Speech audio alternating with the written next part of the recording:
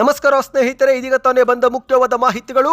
ಗೃಹಲಕ್ಷ್ಮಿ ಯೋಜನೆಯಲ್ಲಿ ಹಲವು ಕಠಿಣ ನಿಯಮ, ಫಿಲ್ಟರ್ ಮೇಲೆ ಫಿಲ್ಟರ್ ಮಾಡುತ್ತಿರುವ ಸರ್ಕಾರ. ಇನ್ನು ಮುಂದೆ ಪ್ರಮಾಣ ಪತ್ರ ರೆಡಿ ಮಾಡಿಕೊಳ್ಳಿ. ಗೃಹಲಕ್ಷ್ಮಿ ಯೋಜನೆ ಹೊಸ ನಿಯಮಕ್ಕೆ ಕಿಡಿಕಾರಿದಂತ ಆರೋಷಕವರು ಮಾಧ್ಯಮಗಳ ಮುಂದೆ ಶಾಕಿಂಗ್ ಹೇಳಿಕೆ ಕೊಟ್ಟಿದ್ದಾರೆ. ಮತ್ತೊಂದೆಡೆಯಲ್ಲಿ ಕಾಂಗ್ರೆಸ್ ಸರ್ಕಾರ ರಾಜ್ಯವನ್ನು ಕುಡುಕರ ನಾಡು ಮಾಡುತ್ತಿದೆ ಎಂದು ಬಿವಾ ವಿಜೇಂದ್ರ ಅವರು ಕಿಡಿಕಾರಿದ್ದಾರೆ. ಯಾಕೇನಾಯಿತು ಎಂಬ ಮಾಹಿತಿ ನೋಡೋಣ. ಮತ್ತೊಂದೆಡೆಯಲ್ಲಿ SSLC ಪರೀಕ್ಷೆಗೆ ಹೆದರಿ ವಿದ್ಯಾರ್ಥಿಯೊಬ್ಬ ಡೆತ್ ನೋಟ್ ಬರೆದಿಟ್ಟು ಆತ್ಮಹತ್ಯೆ ಮಾಡಿಕೊಂಡಿದ್ದಾನೆ. ಮತ್ತೊಂದೆಡೆಯಲ್ಲಿ ರಾಜ್ಯದ ಬಜೆಟ್ ಮಂಡನೆಗೆ ದಿನಾಂಕ ನಿಗದಿ ಮಾಡಿದ ಸರ್ಕಾರ. ಸಚಿವ ಸಂಪುಟ ಸಭೆಯಲ್ಲಿ ಹಲವು ನಿರ್ಣಯ ತೆಗೆದುಕೊಳ್ಳಲಾಗಿದೆ. ಇದೇ ಮಧ್ಯೆ ಶಕ್ತಿ ಯೋಜನೆಯಲ್ಲಿ ದೊಡ್ಡ ಬದಲಾವಣೆ. ಇನ್ನು ಮುಂದೆ ಆಧಾರ್ ಕಾರ್ಡ್ ತೋರಿಸಿ ಉಚಿತ ಬಸ್ ಪ್ರಯಾಣ ಸಿಗೋದಿಲ್ಲ. ಹೊಸ ನಿಯಮ ಜಾರಿಗೆ ಮಾಡಿದ ಸರ್ಕಾರ. ಎಲ್ಲ ಮಾಹಿತಿಗಳನ್ನು ಡೀಟೇಲ್ ಆಗಿ ನೋಡೋಕ್ಕಿಂತ ಮೊದಲು ನೀವು ನಮ್ಮ ಚಾನಲ್ಗೆ ಮೊದಲು ಬಾರಿ ಭೇಟಿ ಕೊಡುತ್ತಿದ್ರೆ ದಯವಿಟ್ಟು ಸುದ್ದಿ ಸಮಯ ಯೂಟ್ಯೂಬ್ ಚಾನಲ್ಗೆ ಸಬ್ಸ್ಕ್ರೈಬ್ ಆಗಿ ಪಕ್ಕದಲ್ಲಿ ಒಂದು ಗಂಟೆ ಕಾಣಿಸುತ್ತೆ, ಅದು ಕೂಡ ಒತ್ತಿ. ಇದರಿಂದ ರಾಜ್ಯದ ಮಾಹಿತಿಗಳು ನಿಮಗೆ ಸಿಗುತ್ತವೆ. ವಿಡಿಯೋಗೆ ಲೈಕ್ ಮಾಡಿ ಮತ್ತು ವಿಡಿಯೋ ಪೂರ್ತಿಯಾಗಿ ನೋಡಿ. ಬನ್ನಿ ಸ್ನೇಹಿತರೆ, ಎಲ್ಲ ಮುಖ್ಯವಾದ ಮಾಹಿತಿಗಳನ್ನು ಡೀಟೇಲ್ ಆಗಿ ನೋಡೋಣ. ನೀವು ಕೂಡ ಗೃಹಲಕ್ಷ್ಮಿ ಯೋಜನೆ ಫಲಾನುಭವಿಗಳಾಗಿದ್ದರೆ ಕಮೆಂಟ್ನಲ್ಲಿ ಗೃಹಲಕ್ಷ್ಮಿ ಎಂದು ಕಮೆಂಟ್ ಮಾಡಿ ಮತ್ತು 2,000 ರೂಪಾಯಿ ಈ ಒಂದು ತಿಂಗಳಲ್ಲಿ ಜಮಾ ಆಯ್ತಾ ಅದು ಕೂಡ ಕಮೆಂಟ್ ಮಾಡಿ. ರಾಜ್ಯದಲ್ಲಿ ಆಡಳಿತ ನಡೆಸುತ್ತಿರುವ ಕಾಂಗ್ರೆಸ್ ಸರ್ಕಾರ ಅಧಿಕಾರಕ್ಕೆ ಬರಲು ಪ್ರಮುಖ ಕಾರಣವೇ ಪಂಚ ಗ್ಯಾರಂಟಿ ಯೋಜನೆಗಳು ಎಂದರೆ ತಪ್ಪಾಗೋದಿಲ್ಲ. ಹೌದು, ಬೆಲೆ ಏರಿಕೆ ಹಾಗೂ ಇನ್ನಿತರೆ ಸಮಸ್ಯೆಗಳಿಂದ ನರಳುತ್ತಿದ್ದಂಥ ಕರ್ನಾಟಕದ ಜನರಿಗೆ ಪಂಚ ಗ್ಯಾರಂಟಿ ಯೋಜನೆಗಳನ್ನು ಸರ್ಕಾರ ಜಾರಿಗೆ ಮಾಡಿಕೊಟ್ಟಿದೆ. ಆದರೆ ಸ್ನೇಹಿತರೆ, ಯಾಕೋ ಏನೋ ಸರ್ಕಾರ ಇತ್ತೀಚೆಗೆ ಗೃಹಲಕ್ಷ್ಮಿ ಯೋಜನೆಯಲ್ಲಿ ಆರಂಭದಲ್ಲಿ ತೋರಿಸುತ್ತಿದ್ದಂಥ ಆಸಕ್ತಿ ಇತ್ತೀಚಿನ ದಿನಗಳಲ್ಲಿ ತೋರಿಸುತ್ತಿಲ್ಲ. ಸರಿಯಾದ ಟೈಮ್ಗೆ ಹಣವು ಕೂಡ ಜಮೆ ಆಗುತ್ತಿಲ್ಲ. ಎಷ್ಟೋ ಬಡವರು ಈ ಒಂದು ಯೋಜನೆಯಿಂದಲೂ ಕೂಡ ವಂಚಿತರಾಗಿದ್ದಾರೆ. ಹೌದು, ಸರ್ಕಾರ ಗೃಹಲಕ್ಷ್ಮಿ ಯೋಜನೆಯನ್ನು ಯಾವಾಗ ಕೊಡಲು ಆರಂಭ ಮಾಡಿತೋ ಅದನ್ನು ನಂಬಿಕೊಂಡು ಸಂಸಾರ ಮಾಡುವ ಅದೆಷ್ಟೋ ಬಡ ಕುಟುಂಬ ಈಗಲೂ ಕೂಡ ರಾಜ್ಯದಲ್ಲಿ ಇದೆ. ಇದೇ ಕಾರಣಕ್ಕೆ ಈ ಒಂದು ಯೋಜನೆ ಯಶಸ್ವಿಯಾಗಿದೆ. ಮೊದಲೆಲ್ಲ ರೇಷನ್ ಕಾರ್ಡ್ ಇರುವ ಎಲ್ಲರಿಗೂ ಕೂಡ ಹಣ ನೀಡಲಾಗುತ್ತಿತ್ತು. ಅದರಂತೆ ಹಣವು ಕೂಡ ಆರಂಭದ ತಿಂಗಳಲ್ಲಿ ಜಮಾವು ಕೂಡ ಮಾಡಿತು. ಆದರೆ ಕಾಲಾನಂತರದಲ್ಲಿ ಸರ್ಕಾರಕ್ಕೆ ಇದು ದೊಡ್ಡ ಹೊರೆಯಾಗಿ ಈಗ ಫಿಲ್ಟರ್ ಮೇಲೆ ಸರ್ಕಾರ ಫಿಲ್ಟರ್ ಮಾಡ್ತಾ ಇದೆ. ಅಂದ್ರೆ ಗೃಹಲಕ್ಷ್ಮಿ ಯೋಜನೆಯಲ್ಲಿ ಹಲವು ನಿಯಮಗಳನ್ನು ಜಾರಿಗೆ ತರಲಾಗ್ತಾ ಇದೆ. ಹೌದು, ಈಗಾಗಲೇ ಅನರ್ಹರನ್ನ ಗುರುತಿಸಿ, ಅಂದ್ರೆ ಶ್ರೀಮಂತರಾಗಿದ್ರು ಕೂಡ ಸರ್ಕಾರಕ್ಕೆ ಟ್ಯಾಕ್ಸ್ ಕಟ್ಟುತ್ತಿದ್ರು ಕೂಡ ಎಷ್ಟೋ ಜನರು ಗೃಹಲಕ್ಷ್ಮಿ ಯೋಜನೆಯನ್ನು ಪಡೆದುಕೊಳ್ಳುತ್ತಿದ್ರು. ಈಗ ಅವರನ್ನು ಈ ಒಂದು ಯೋಜನೆಯಿಂದ ಹೊರಗಿಡಲಾಗಿದೆ. ಅದೇ ರೀತಿ BPL ಕಾರ್ಡ್ ಅನ್ನು ಕೂಡ ರದ್ದು ಮಾಡಿ ಹಲವರನ್ನು APL ಕಾರ್ಡ್ ಆಗಿ ಪರಿವರ್ತನೆಯೂ ಕೂಡ ಮಾಡಲಾಗ್ತಾ ಇದೆ. ಇದರಿಂದ ಸರ್ಕಾರಕ್ಕೆ ದೊಡ್ಡ ಮಟ್ಟದಲ್ಲಿ ಹಣ ಉಳಿತಾಯವಾಗುತ್ತಿದೆ. ಈಗ ಸರ್ಕಾರ ಇನ್ನಷ್ಟು ಹಣ ಉಳಿಸಲು ಮತ್ತೊಂದು ಹೊಸ ಪ್ಲಾನ್ ಮಾಡಿದೆ. ಹೌದು ಸ್ನೇಹಿತರೆ, ಜೀವಿತ ಪ್ರಮಾಣ ಪತ್ರ ನೀಡಿದರೆ ಮಾತ್ರ ಇನ್ನು ಮುಂದೆ 2,000 ರೂಪಾಯಿ ಪ್ರತಿ ತಿಂಗಳು ಜಮೆ ಆಗುತ್ತೆ. ಅಂದರೆ ಗೃಹಲಕ್ಷ್ಮಿ ಯೋಜನೆ ಫಲಾನುಭವಿಗಳು ಇನ್ನು ಮುಂದೆ ಬ್ಯಾಂಕುಗಳಿಗೆ ತಾವು ಜೀವಂತವಿದ್ದೀರಿ ಎಂಬ ಕುರಿತಂತೆ ಒಂದು ಪ್ರಮಾಣ ಪತ್ರವನ್ನು ಸಲ್ಲಿಕೆ ಮಾಡಬೇಕು. ಸದ್ಯ ಈ ಕುರಿತಂತೆ ಸರ್ಕಾರದಲ್ಲಿ ದೊಡ್ಡ ಮಟ್ಟದಲ್ಲಿ ಚರ್ಚೆ ಆಗ್ತಾ ಇದೆ. ಇನ್ನು ಇದೇ ಒಂದು ಹೊಸ ನಿಯಮಕ್ಕೆ ಆರೋಷಕವರು ಕಿಡಿಕಾರಿದ್ದಾರೆ. ಹೌದು ಸ್ನೇಹಿತರೆ, ಗೃಹಲಕ್ಷ್ಮಿ ಯೋಜನೆ ಹಣ ಪಡೆಯಲು ಮನೆಯ ಯಜಮಾನಿಯರು ತಾವು ಬದುಕಿದ್ದೇವೆ ಎಂಬ ಒಂದು ಸರ್ಟಿಫಿಕೇಟ್ ಕೊಡಬೇಕು ಎಂಬ ನಿಯಮ ಜಾರಿಗೆ ಮಾಡಲು ಸರ್ಕಾರ ಮುಂದಾಗಿದ್ದು, ಈ ನಡೆಗೆ ಆರೋಷಕವರು ವಿಧಾನಸೌಧದಲ್ಲಿ ಮಾಧ್ಯಮಗಳ ಮುಂದೆ ಪ್ರತಿಕ್ರಿಯಿಸಿ ಕಿಡಿಕಾರಿದ್ದಾರೆ. ಈ ರಾಜ್ಯ ಕಾಂಗ್ರೆಸ್ ಸರ್ಕಾರ ಅಧಿಕಾರಕ್ಕೆ ಬಂದ ಮೇಲೆ 2 ಲಕ್ಷ ಕೋಟಿ ಸಾಲ ಮಾಡಲಾಗಿದೆ. ಈಗ ಮತ್ತೆ ಬಜೆಟ್ನಲ್ಲಿ ಮುಖ್ಯಮಂತ್ರಿಯವರು 3 ಲಕ್ಷ ಕೋಟಿ ಮತ್ತೆ ಸಾಲ ಮಾಡ್ತಾರೆ.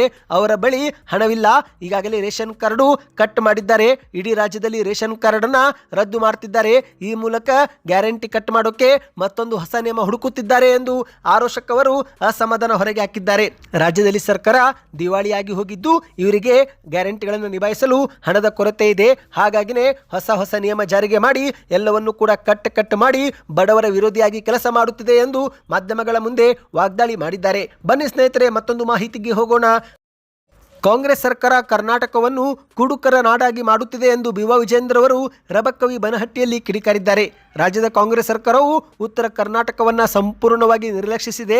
ಮತ್ತೆ ಈಗ ಅಬಕಾರಿ ಇಲಾಖೆಗೆ ದೊಡ್ಡ ಮಟ್ಟದ ಗುರಿ ನೀಡುವ ಮೂಲಕ ರಾಜ್ಯವನ್ನು ಕುಡುಕರ ನಾಡಾಗಿ ಮಾಡುತ್ತಿದೆ ಎಂದು ಬಿಜೆಪಿ ರಾಜ್ಯಾಧ್ಯಕ್ಷ ಬಿವಾ ವಿಜೇಂದ್ರ ಅವರು ತೀವ್ರವಾಗಿ ವಾಗ್ದಾಳಿ ಮಾಡಿದ್ದಾರೆ. ಹೌದು ಸ್ನೇಹಿತರೆ, ಬನಹಟ್ಟಿ ನಗರದಲ್ಲಿ ಪತ್ರಿಕಾಗೋಷ್ಠಿಯಲ್ಲಿ ಮಾತನಾಡಿದಂಥ ವಿಜೇಂದ್ರ ಅವರು ರಾಜ್ಯ ಸರ್ಕಾರದ ಆಡಳಿತ ವೈಖರಿ ಮತ್ತು CM ಬದಲಾವಣೆ ಕುರಿತಂತೆ ಮಹತ್ವದ ಹೇಳಿಕೆ ಕೊಟ್ಟಿದ್ದಾರೆ.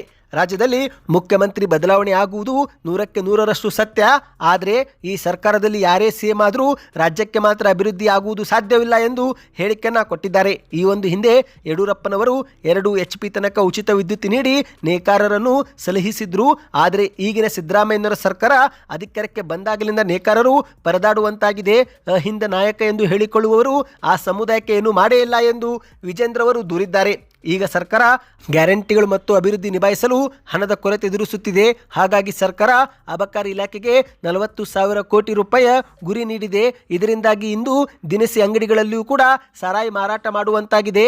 ಇದು ಮದ್ಯ ವ್ಯಸನಿಗಳ ಕುಟುಂಬದ ಮೇಲೆ ಗಂಭೀರ ಪರಿಣಾಮ ಬೀರುತ್ತಿದೆ ಎಂದು ಆತಂಕ ವ್ಯಕ್ತಪಡಿಸಿದ್ದಾರೆ. ರಾಜ್ಯವನ್ನು ಕುಡುಕರ ರಾಜ್ಯವನ್ನಾಗಿ ಮಾಡಲು ಕಾಂಗ್ರೆಸ್ ಸರ್ಕಾರ ಹೊರಟಿದೆ ಎಂದು ಕಿಡಿಕಾರಿದ್ದಾರೆ. ಇಂದು ಬೆಂಗಳೂರಲ್ಲಿ ಕಾಂಗ್ರೆಸ್ ಸರ್ಕಾರವನ್ನು ಪರ್ ಸ್ಕ್ವೇರ್ ಫೀಟ್ ಭ್ರಷ್ಟಾಚಾರ ಸರ್ಕಾರ ಎಂದು ಕರೆಯಲಾಗುತ್ತಿದೆ.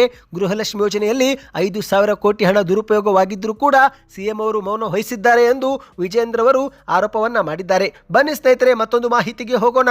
ಅದಕ್ಕಿಂತ ಮೊದಲು ವಿಡಿಯೋಗೆ ಇದುವರೆಗೆ ಲೈಕ್ ಮಾಡಿಲ್ಲವೆಂದರೆ ಲೈಕ್ ಮಾಡಿ ಮತ್ತು ಚಾನಲ್ಗೆ ಸಬ್ಸ್ಕ್ರೈಬ್ ಆಗಿ.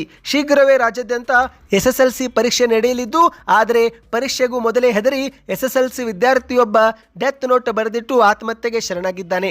ಹೌದು, ಪರೀಕ್ಷೆಗೆ ಹೆದರಿ SSLC ವಿದ್ಯಾರ್ಥಿಯೊಬ್ಬ ಡೆತ್ ನೋಟ್ ಬರೆದಿಟ್ಟು ಆತ್ಮಹತ್ಯೆ ಮಾಡಿಕೊಂಡಿರುವ ಶಾಕಿಂಗ್ ಘಟನೆ ಬೀದರ ಜಿಲ್ಲೆಯ ಬಸವ ಕಲ್ಯಾಣ ತಾಲೂಕಿನಲ್ಲಿ ನಡೆದು ಹೋಗಿದೆ. ಹೌದು ಸ್ನೇಹಿತರೆ, ಬಸವ ಕಲ್ಯಾಣ ತಾಲೂಕಿನ ನಾರಾಯಣಪುರ ಗ್ರಾಮದ ನವೋದಯ ವಸತಿ ಶಾಲೆಯಲ್ಲಿ ಓದುತ್ತಿದ್ದಂಥ ಶರತ್ ಎಂಬ 16 ವರ್ಷದ ಯುವಕ ನೇಣು ಬಿಗಿದುಕೊಂಡು ಆತ್ಮಹತ್ಯೆ ಮಾಡಿಕೊಂಡಿರುವಂತಹ ಹೃದಯ ವಿದ್ರಾವಕ ಘಟನೆ ಜರುಗಿದೆ. ಹೌದು, ಶರತ್ ಎಂಬ ವಿದ್ಯಾರ್ಥಿಯು ನಾರಾಯಣಪುರ ಗ್ರಾಮದಲ್ಲಿರುವಂತಹ ನವೋದಯ ವಸತಿ ಶಾಲೆಯಲ್ಲಿ SSLC ವ್ಯಾಸಂಗ ಮಾಡುತ್ತಿದ್ದ. ಡೆತ್ ನೋಟ್ ಬರೆದಿಟ್ಟು ಹಾಸ್ಟೆಲ್ನಲ್ಲಿ ಈಗ ನೇಣು ಬಿಗಿದುಕೊಂಡು ಆತ್ಮಹತ್ಯೆ ಮಾಡಿಕೊಂಡಿದ್ದಾನೆ. ಇನ್ನು ಡೆತ್ ನೋಟ್ನಲ್ಲಿ ಮಮ್ಮಿ ಸಾರಿ, ಅಪ್ಪ I love you, keep smiling forever ಅಂತ ಬರೆದು ಆತ್ಮಹತ್ಯೆ ಮಾಡಿಕೊಂಡಿದ್ದಾನೆ. ಸ್ನೇಹಿತರೆ, SSLC ಪರೀಕ್ಷೆಯ ಭಯದಿಂದಲೇ ವಿದ್ಯಾರ್ಥಿ ಹೀಗೆ ಮಾಡಿಕೊಂಡಿದ್ದಾನೆ ಎಂದು ಶಂಕಿಸಲಾಗಿದ್ದು, ಸದ್ಯ ಈ ಕುರಿತಂತೆ ಬಸವ ಕಲ್ಯಾಣ ನಗರ ಪೊಲೀಸ್ ಠಾಣೆಯಲ್ಲಿ ಪ್ರಕರಣ ದಾಖಲಾಗಿ ತನಿಖೆ ಮಾಡಲಾಗ್ತಾ ಇದೆ. ಸ್ನೇಹಿತರೆ, ಬನ್ನಿದೀಗ ಮತ್ತೊಂದು ಮಾಹಿತಿಗೆ ಹೋಗೋಣ. ಇತ್ತೀಚೆಗೆ ಫೆಬ್ರವರಿ 1ರಂದು ಕೇಂದ್ರ ಸರ್ಕಾರದ ಬಜೆಟ್ ಮಂಡನೆ ಆಯಿತು. ಇದೀಗ ಕರ್ನಾಟಕ ಸರ್ಕಾರದ ಬಜೆಟ್ ಮಂಡನೆಗೆ ದಿನಾಂಕ ನಿಗದಿ ಮಾಡಲಾಗಿದೆ. ಹೌದು, ಮಾರ್ಚ್ 6ರಂದು ರಾಜ್ಯ ಬಜೆಟ್ ಮಂಡನೆಗೆ ಸಿದ್ಧತೆ ಈಗ ಶುರು ಮಾಡಿಕೊಳ್ಳಲಾಗ್ತಾ ಇದೆ. ಹೌದು, ರಾಜ್ಯ ಬಜೆಟ್ ಅನ್ನು ಮಾರ್ಚ್ 6ರಂದು ಮಾಡಲು ಈ ಒಂದು ಸಚಿವ ಸಂಪುಟ ಸಭೆಯಲ್ಲಿ ನಿರ್ಧಾರ ಮಾಡಲಾಗಿದೆ ಎಂದು ಕಾನೂನು ಮತ್ತು ಸಂಸದೀಯ ವ್ಯವಹಾರ ಸಚಿವರಾಗಿರುವ HK ಪಾಟೀಲ್ ಅವರು ಮಾಧ್ಯಮಗಳ ಮುಂದೆ ತಿಳಿಸಿದ್ದಾರೆ.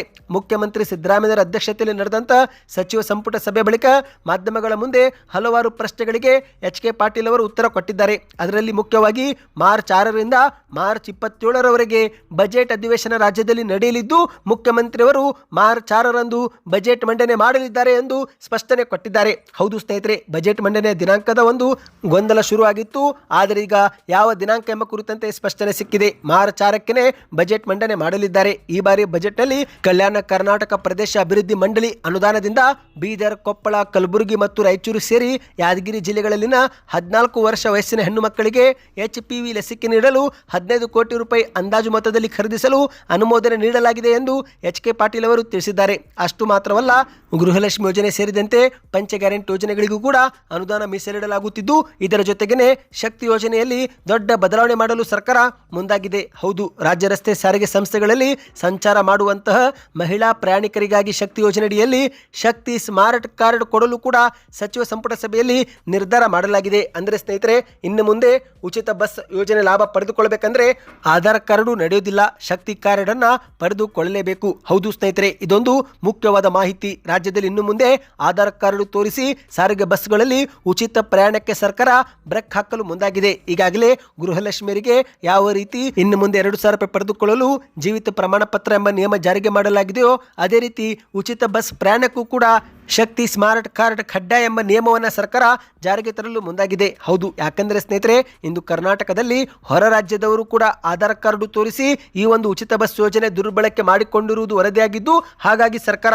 ಶಕ್ತಿ ಯೋಜನೆಯ ಈ ಒಂದು ದುರ್ಬಳಕೆ ತಡೆಯಲು ಮಹತ್ವದ ಕ್ರಮ ವಹಿಸಿದೆ. ಇನ್ನು ಮುಂದೆ ಮಹಿಳೆಯರು KSRTC ಬಸ್ನಲ್ಲಿ ಉಚಿತವಾಗಿ ಪ್ರಯಾಣಿಸಲು ಸ್ಮಾರ್ಟ್ ಕಾರ್ಡು ಕಡ್ಡಾಯವಾಗಿ ತೋರಿಸಬೇಕು. ಸ್ನೇಹಿತರೆ, ಈ ಕುರಿತಂತೆ ಸಚಿವ ಸಂಪುಟ ಸಭೆಯಲ್ಲಿ ನಿರ್ಧಾರ ತೆಗೆದುಕೊಳ್ಳಲಾಗಿದೆ. ಹೌದು, ಶಕ್ತಿ ಯೋಜನೆಯಡಿಯಲ್ಲಿ ಸ್ಮಾರ್ಟ್ ಕಾರ್ಡು ಶೀಘ್ರವೇ ವಿತರಣೆ ಮಾಡಲಾಗುತ್ತೆ. ಮಹಿಳೆಯರ ಉಚಿತ ಪ್ರಯಾಣಕ್ಕೆ ಈ ಒಂದು ವಿತರಣೆ ನಿರ್ಧರಿಸಲಾಗಿದೆ. 4 ಸಾರಿಗೆ ನಿಗಮಗಳಿಂದ ಮಹಿಳೆಯರಿಗೆ ಈ ಒಂದು ಕಾರ್ಡ್ ಅನ್ನ ವಿತರಣೆ ಮಾಡುತ್ತೇವೆ. ಸ್ಮಾರ್ಟ್ ಕಾರ್ಡ್ ತೋರಿಸಿನೇ ಇನ್ನು ಮುಂದೆ ಉಚಿತ ಪ್ರಯಾಣಕ್ಕೆ ಅವಕಾಶ ಕಲ್ಪಿಸುತ್ತೇವೆ ಎಂದು HK ಪಾಟೀಲ್ ಅವರು ಹೇಳಿಕೆಯನ್ನು ಕೊಟ್ಟಿದ್ದಾರೆ. ನಿಮ್ಮ ಪ್ರಕಾರ ಈ ಒಂದು ಹೊಸ ನಿಯಮ ಜಾರಿಗೆ ಆಗಬೇಕು, ಜಾರಿಗೆ ಆಗಬಾರ್ದು? ನಿಮ್ಮ ಅನಿಸಿಕೆಗಳನ್ನು ಕಮೆಂಟ್ ಮಾಡಿ. ಈ ಎಲ್ಲ ಮಾಹಿತಿಗಳು ಇಷ್ಟವಾಗಿದ್ದರೆ ಚಾನಲ್ಗೆ ದಯವಿಟ್ಟು ಸಬ್ಸ್ಕ್ರೈಬ್ ಆಗಿ.